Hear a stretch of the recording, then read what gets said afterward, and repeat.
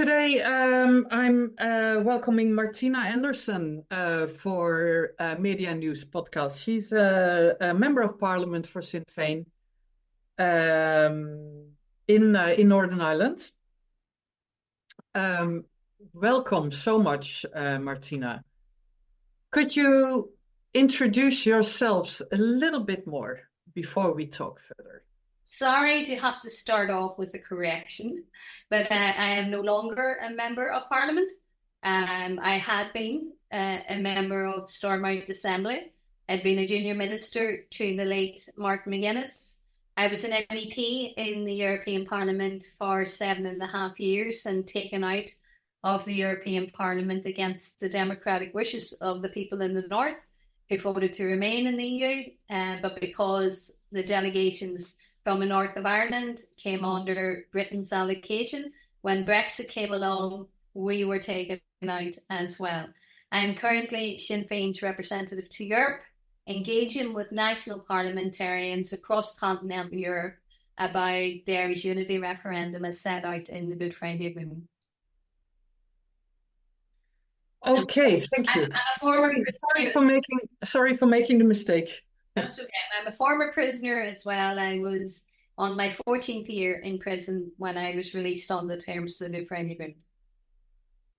And that happened in which year? Can you refresh our... Well, the Good Friday Agreement was 26 years ago, just yesterday, on the 10th of April, and I was released the following November. After how many years in jail? I was on my 14th year. On your 14th year. Yeah. And we've invited you because you've given your support for the Kurdish cause and for Abdullah Öcalan. And how do you compare the Kurdish struggle for self-determination with the Irish Republican movements? What kind of commonalities do you see between the two movements? Well, I think both the Kurdish struggle for self-determination and the Irish Republican movement share a common goal of seeking independence and sovereignty for our respective peoples, both movements, I think, have faced similar challenges, including colonization and oppression and the denial of basic human rights by the occupying powers. And just as we in Ireland fought against British rule, the Kurds are fighting against oppressive regimes. And, we had only one major power, Britain, and that was challenging enough. So I can only but imagine what it is like for the Kurdish people who have to face four in terms of Turkey and Syria and Iraq and Iran. So I think as movements, as people, we have sought, I think, to achieve objectives through, I think, a combination of now political and, diplomatic sort of diplomacy. And where democracy was denied, we've also been involved in armed resistance. So whilst I think there's always unique aspects, of every struggle, there's no two struggles the same, and you can't transport one struggle to another. But I think the overarching desire for freedom and self-determination, I think, unites us in solidarity with Abdullah Öcalan and with the Kurdish cause. Have you known the works of Öcalan for long and been following the Kurdish issue for long? Well, as an Irish Republican, I have been sort of advocating and an advocate for the freedom of Abdullah Öcalan because, I believe in the fundamental rights of self-determination. I suppose my first real sort of experience in relation to what was happening in Kurdistan and what was happening in the other regions, of Syria and Iraq and Iran and Turkey. Over 4 years ago, there were several MEPs when I was a member of the European Parliament, including myself, and Kurdish rights advocates and we attempted to visit Kurdish MP at the time, Leila Gervin. She was on hunger strike. I think it was 2019. It was at the beginning of that year, and she was in prison. And we were physically, literally removed from outside the prison gates by the Turkish police. And the state aggression was evident, and they didn't care about the fact that that it was being witnessed and beamed out because we were filming their naked aggression. And so we had witnessed that at first hand. And when we were there, we had also visited the headquarters of the then HDP party, and we saw the line of police in riot gear when we emerged from our meeting with them. And I stood up in the European Parliament during a session holding a poster of Leila Gervin, and I was explaining what we had endured at the hands of the Turkish state, and explained that she had been detained at that stage. I think it was over a social media post and some press statements just. Yeah, exactly. These kind of reasons are, yes, true. Yeah. Was there an operation called Operation Olive Branch? And I think that was the reason that was a Turkish incursion into Syria. People protested against it. Syria. So she had put out some social media posts about that, and I subsequently returned to the Kurdish part of Turkey to visit Leila Gervin when she was released, because she was continuing with her hunger strike. And the experience of meeting Kurdish then MPs, not just like Leila Gervin during her hunger strike, but also the interaction that I had when I was in Strasbourg as a member of the European Parliament. There were a number of Kurdish people who were campaigning for Abdullah Öcalan's release. And that provided, I think, a first-hand understanding of the depth of the sentiment, just and the determination within the Kurdish struggle. And these encounters, I've had quite a few in terms of interactions, but they underscored the urgency and the significance attached to issues, such as political representation, human rights and autonomy within the Kurdish community. Only a few short months ago, I went to Diyarbakir. There was a conference there. It was called Breaking the Silence. And I met with a number of Kurdish. So you're still able to visit the country, even though you've been some sort of trouble. I was able to get access, and I went to the conference. And as a former political prisoner myself, and I met with other former political prisoners now 2 women struck me out of all who were there, and probably half of the conference attendees were all former prisoners. But there were 2 women. One was only recently released after serving 30 years in prison. And there was another lady, and she was the same. Both were in their 50s. So such interaction, I think, has, fostered empathy and a deeper understanding of the historical and contemporary, dimensions of the Kurdish struggle for, recognition, dignity and self-determination. Mm-hmm. And when you're so politically active for so long, there must be other causes too that you feel connected to in other places in the world. Oh, absolutely. I was the chair of the Palestinian delegation, and you cannot talk about struggles and conflicts and wars going on anywhere in the world without thinking about the 33,000 people who have been butchered in Gaza, and all that has been happening over many, many years. Sinn Féin for years has called for the European Parliament to honour its own human rights obligations by suspending the Israel association agreement with the EU, because Israel has been in breach of its Article 2 obligations. I have been in Palestine on 6 different occasions. I led delegations on 5 of those occasions, and on the 6th occasion I had the honour of being an honoree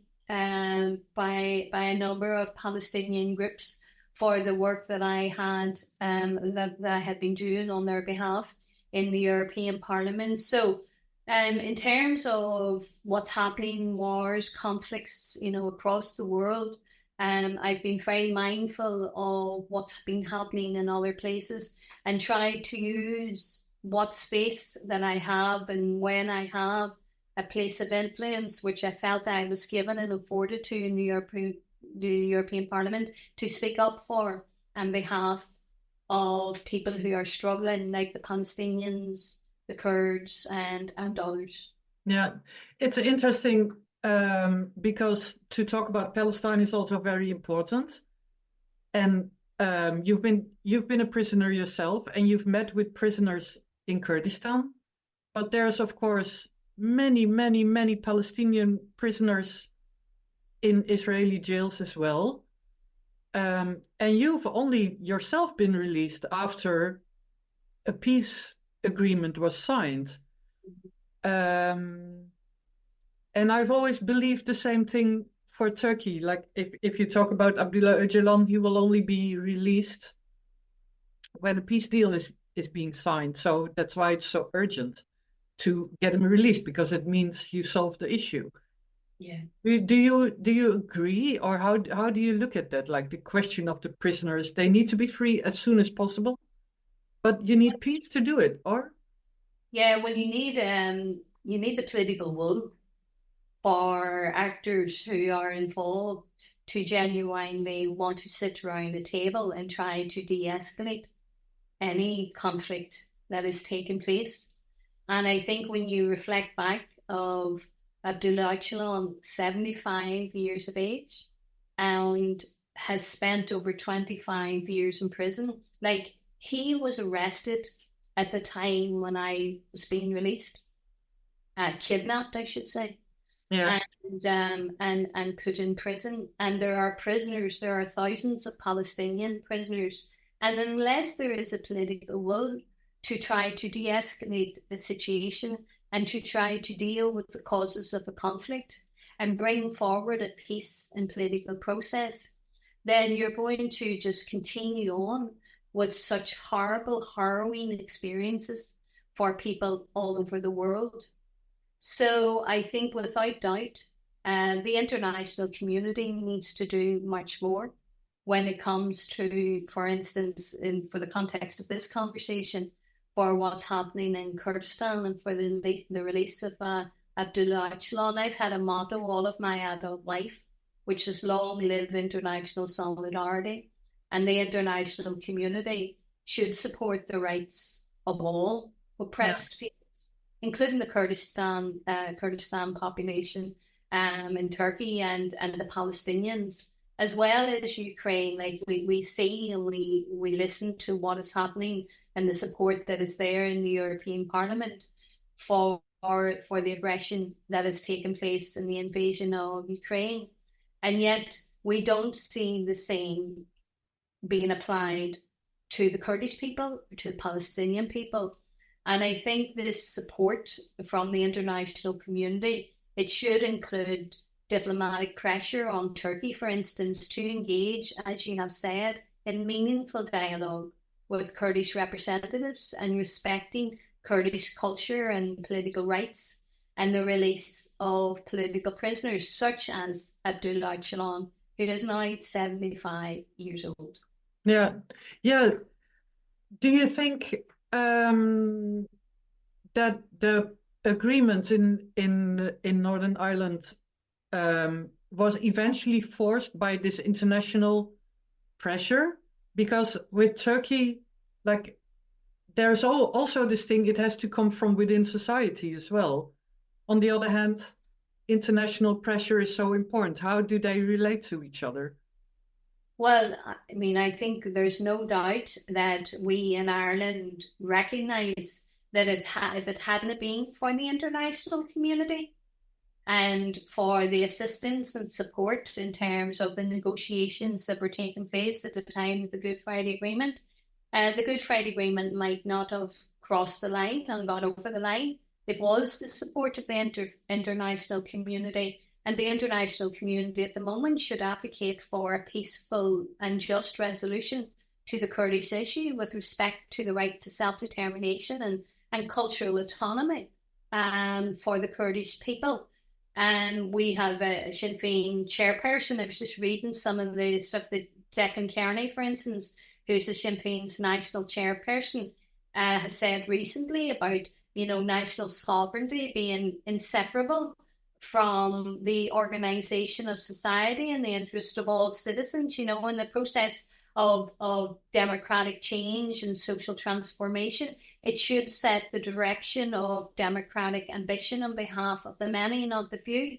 And the international community, in terms of the USA and the European Union, helped during the time of the Good Friday Agreement to secure the peace process, which has still got its challenges in Ireland. But without the support of the international community, we may not have had a Good Friday Agreement. Yeah. And in what sense? Because in the Kurdish movement, it started in the late 1970s and early 80s with wanting an independent Kurdish nation state. And in time, this has changed, and rejecting the concept of the nation state altogether. And, advocating for democratization of the whole of society. How is that in Sinn Féin? What are the thoughts within Sinn Féin about that and about reunification? How did this topic relate in Sinn Féin? Well, obviously, look, it's a matter for the Kurdish people, for your representatives and others, to come up with a vision of what is that you would want, and to bring about the changes that is needed for the Kurdish people. In terms of Ireland, we've been very clear.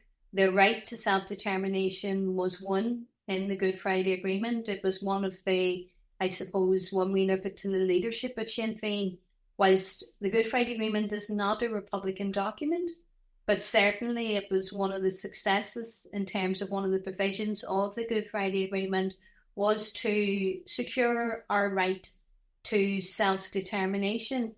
And I think when you look at, the steps that are necessary to achieve a just and lasting resolution, whilst challenges are going to emerge and they may be daunting, and even obstacles present an opportunity for growth and change. So in visualising the future of Ireland and for the Kurdish struggle for self-determination, I just see a pathway that is going to be illuminated by hope and possibility, and with the unwavering determination, I believe, and a commitment to dialogue and understanding that, both places can move forward towards a future without doubt where our aspirations are realised. The journey does require fostering empathy and embracing inclusivity and prioritising peaceful coexistence. So I think by engaging in meaningful negotiations, respect for each other's rights and identity, and promoting reconciliation and a just and a lasting resolution for both Ireland and for the Kurdish struggle, I think that they can be achieved. And I think together we can pave a pathway towards a future where diversity is celebrated and even, every individual voice is heard and respected.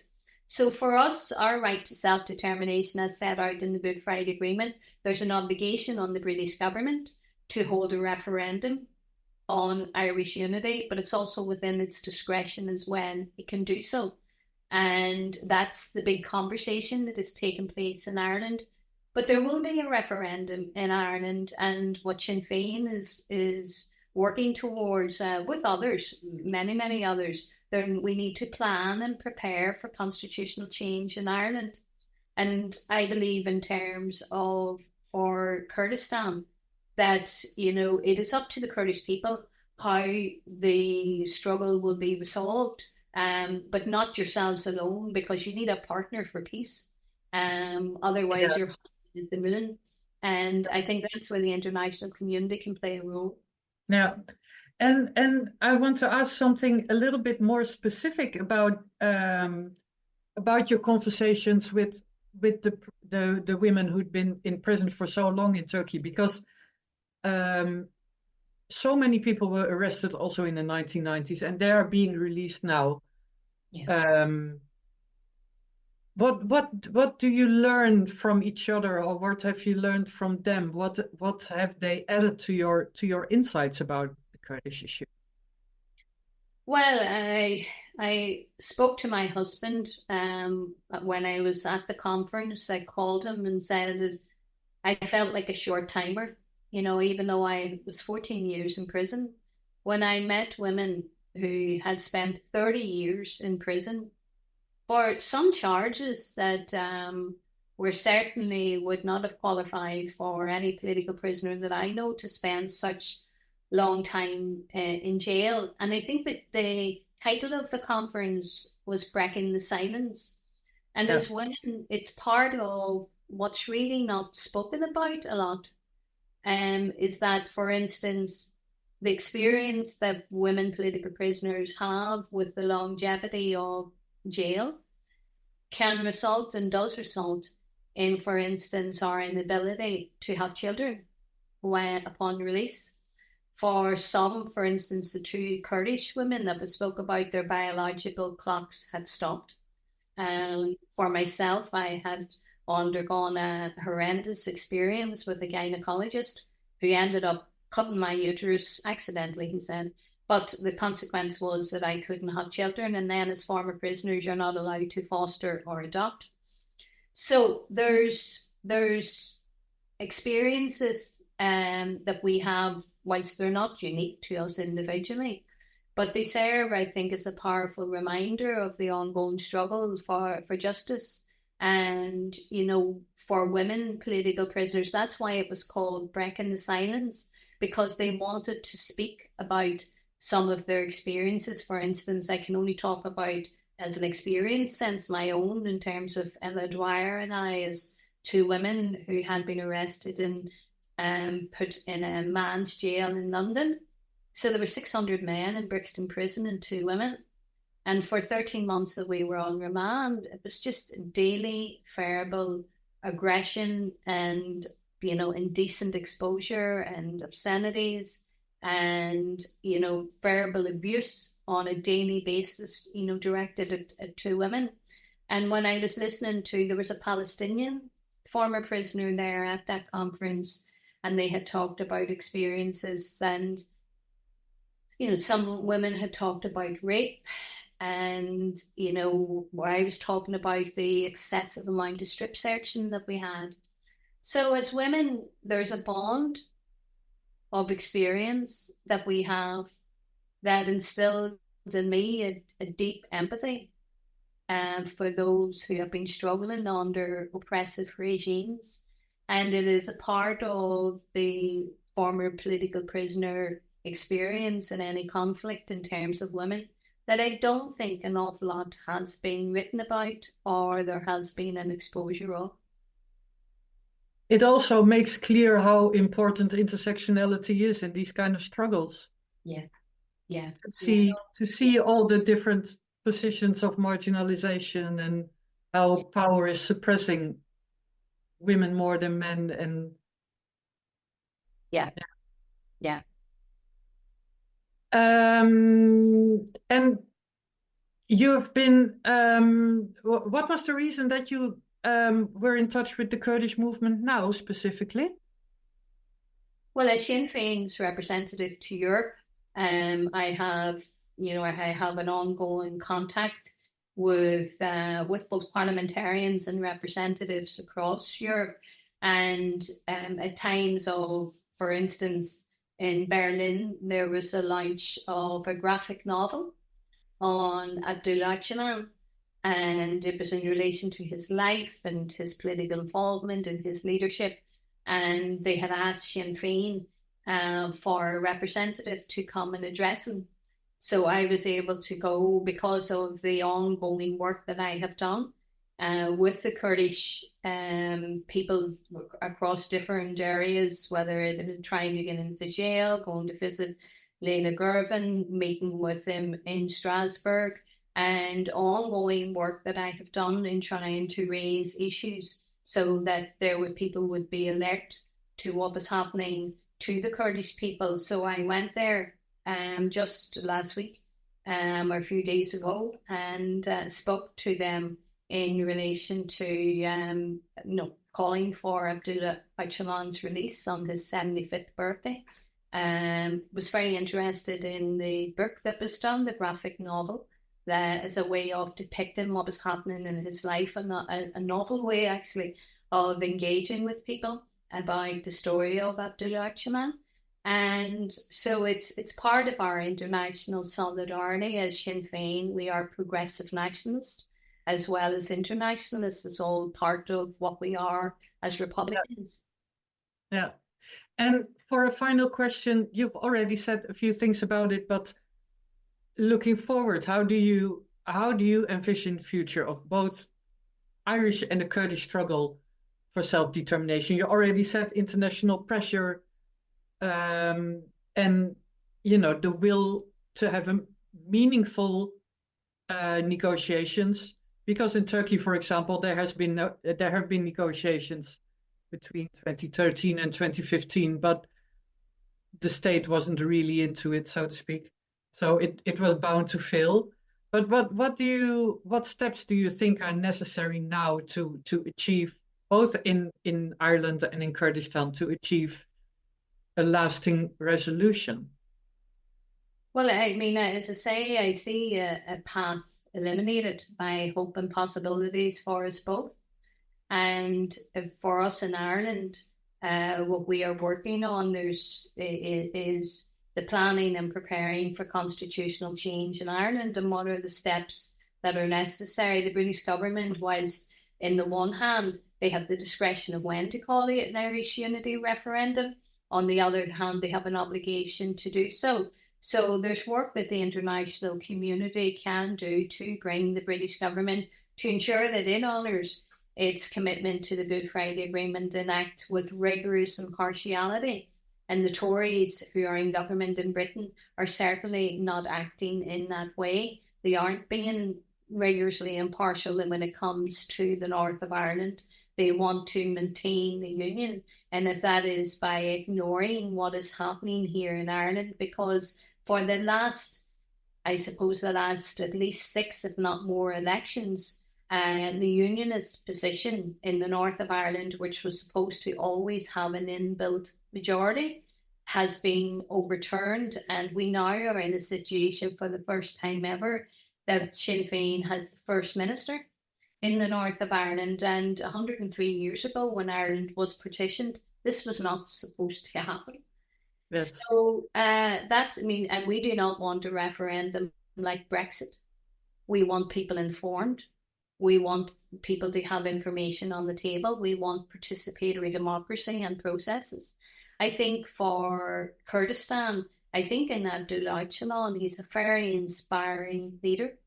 When I have read about the work and what he has said about women in struggle and women in life and women's position in life, you can see that he reaches into and speaks to and speaks for everyone in Kurdish society. And by engaging in meaningful negotiations, respecting each other's rights and identity, and promoting, as he is doing, reconciliation and a just and lasting resolution, is absolutely achievable if the political will is there. And that's where the international community needs to pay more attention to what is happening to the Kurdish people. Like, we only had a few days ago the outcome of the elections and what happened in Fan, where the mayor, who had won by 55%, I think.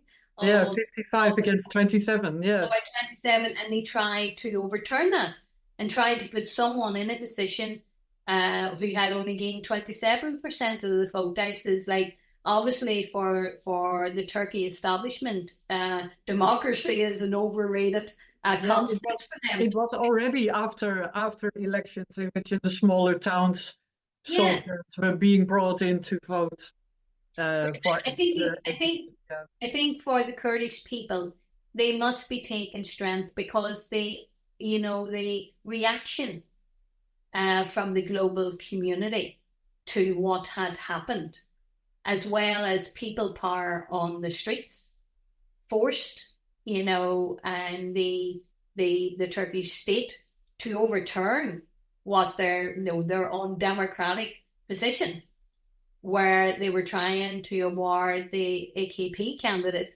the mayoralship after receiving only 27% of the vote. And it was people power and mounting worldwide outrage, I think, that ultimately confirmed the mayor to be put in his position. Now, you then had, there was other parts where, as far as I understand, the DEM party also won in, was it Hilfan?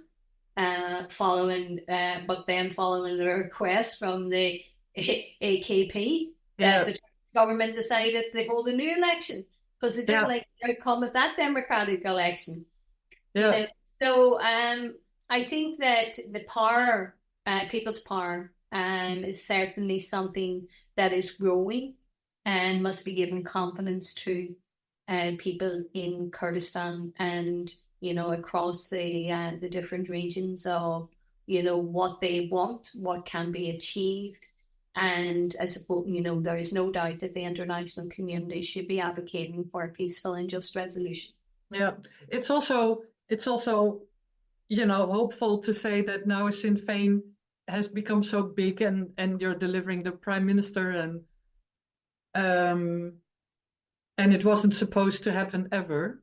Yeah. And But it she did happen. It cannot happened. happen. It cannot happen until it happens, isn't it? So, Nothing, it's also nothing, a very hopeful picture. The most outrageous things can happen, actually.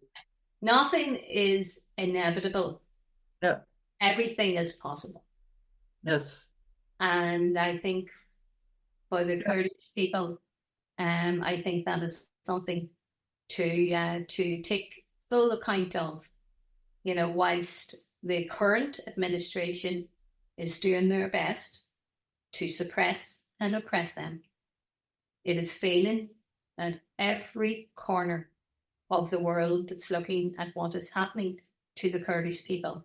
However, there needs to be more international voices raised so that the pressure can be applied and change can be made. Yeah.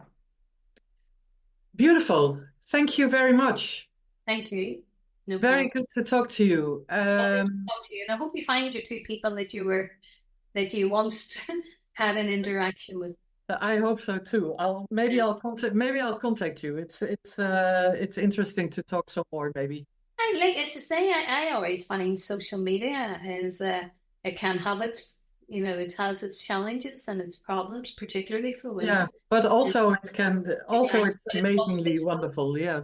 it's a tool of engaging and interconnection. And sure, look, there was once upon a time, unless you had in-person meetings, you never really got to understand what was happening. But Yeah. the power of, I think, social media with Zooms and webinars and everything else has made the world a smaller place. Yeah, definitely. Very good. Yeah. Okay. Thank you very much. Okay, take Have a care. nice day. We'll talk later. Okay. Take care, Bye. Susan. Bye. Bye.